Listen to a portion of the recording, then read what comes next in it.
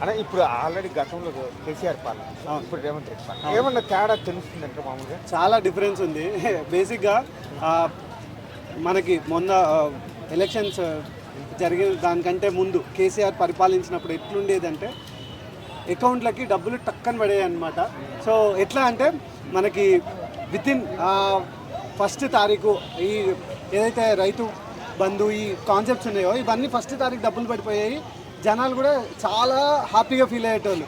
ఇంకా 5 ఎకరాల కంటే ఎక్కువ ఉన్న వాళ్ళు అయితే ఇంకా హ్యాపీగా ఫీల్ అయ్యేటోళ్ళు. వాళ్ళు 100 ఎకరాలు ఉన్న కూడా రైతు బంధు వచ్చేది. So which is not the correct way, అది తప్పు.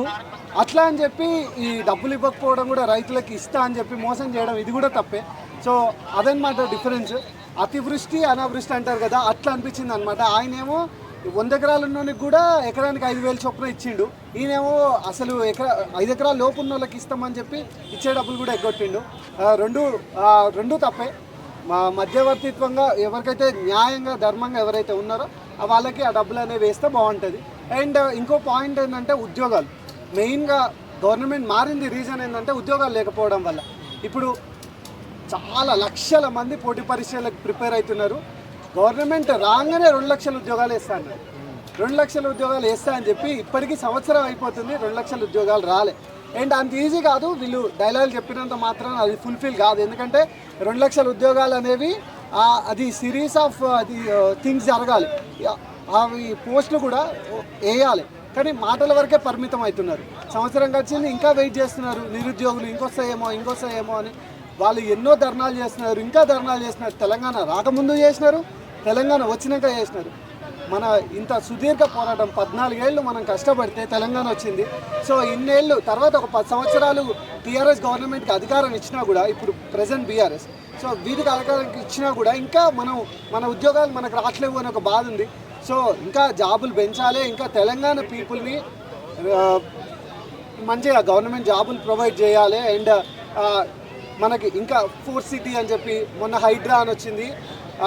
ఇది నాకేమనిపిస్తుంది అంటే బేసిక్గా వీళ్ళు హైడ్రా అనేది తీసుకొచ్చి ఓన్లీ పేదోళ్ళని, మిడిల్ క్లాస్ పీపుల్ని, మధ్యతరగతి పీపుల్ని టార్గెట్ చేసినట్టు అనిపించింది. ఎందుకంటే ఎవరైతే బడా నాయకులు ఉన్నారో, ఎవరైతే రాజకీయ వేత్తలు ఉన్నారో, పారిశ్రామికవేత్తలు ఉన్నారు, వీళ్ళ మీద ఎటువంటి చర్యలు లేవు. ఎందుకంటే ఆల్రెడీ తిరుపతి రెడ్డిది కానీ, ఇక్కడ నాగార్జునది కానీ వీళ్ళందరూ పెద్దోళ్ళే కదా. ఇప్పుడు తిరుపతి రెడ్డి రేవంత్ రెడ్డి అన్నది కూడా కూల్చేశారు కదా, దుర్గమ్మ అన్నారు, అది కూల్చలేదు. ఇప్పుడు నాగార్జునది కూల్చారు. అదేంటి, అది ముందే నాగార్జునకి ఇన్ఫార్మ్ చేసినారు ఇది కూల్చుతున్నామని చెప్పి. అక్కడి నుంచే స్టార్ట్ అయింది హైడ్రా సంగతి. హైడ్రా రంగనాథ్ గారి గురించి టాపిక్స్ అని ఎప్పుడు స్టార్ట్ అయినాయి అంటే అప్పటి నుంచే అనమాట. సో ఒకసారి ఎప్పుడైనా డెసిషన్ తీసుకునే ముందు గవర్నమెంట్ కూడా మిడిల్ క్లాస్ని, లోయర్ మిడిల్ క్లాస్ని దృష్టిలో పెట్టుకొని డెసిషన్ తీసుకుంటే బాగుంటుంది. ఎందుకంటే చిన్న చితక కూలీ పనులు చేసుకునేటోళ్ళు, నాలాగా మీలాగా బతికేటోళ్ళు. సో వాళ్ళ మీద గవర్నమెంట్ ప్రతీకారం తీర్చుకుంటే అది మంచిగా అనిపించదు. ఎందుకంటే గవర్నమెంట్ మీద ఒక నెగిటివ్ ఒపీనియన్ వస్తుంది. అండ్ వాళ్ళకి రిహాబిలిటేషన్ సెంటర్స్, వాళ్ళకి గవర్నమెంట్ హౌసెస్ ఇవన్నీ ప్రొవైడ్ చేసిన తర్వాత లోన్లు కూడా ఇచ్చారు, చాలా మందికి లోన్లు కూడా ఇచ్చారు. అదే విధంగా చూస్తే ల్యాండ్ వెంచర్లు వేసి అమ్మినోడికి ఏమి కాలేదు, సంతకాలు పెట్టిన గవర్నమెంట్ ఆఫీసర్కి ఏమి కాలేదు. ఒక మామూలు కొనుక్కొని ఇల్లు కట్టుకున్నవాడికి ఇన్ని ఇబ్బందులు. వాళ్ళని ఎందుకు గవర్నమెంట్ చర్యలేక తీసుకోలేకపోతుంది మామూలుగా?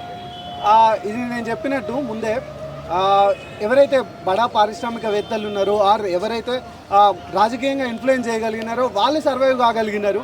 ఇక మిడిల్ క్లాస్ పీపుల్ ఐదర్ అంత పలుకుబడి ఉండదు, వాళ్ళకంత గవర్నమెంట్ తోటి నాలెడ్జ్ ఉండదు. సో వాళ్ళ పని వాళ్ళు చేసుకొని వెళ్ళిపోతారు. Middle class people mind set ఎట్లుంటుందంటే, ఈరోజు పని చేసుకున్నామా, పైసలు వచ్చినాయా, పిల్లం బిడ్డలు బాగున్నారా, తిన్నారా, మంచిగా ఉన్నారా, ఇది మాత్రమే చూస్తారు.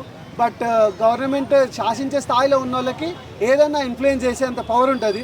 బట్ మిడిల్ క్లాస్కి అట్లా పవర్ ఉండదు. కాబట్టి వాళ్ళ మీద ఏమన్నా చర్యలు తీసుకున్నారేమో అనుకుంటున్నాను నేనైతే.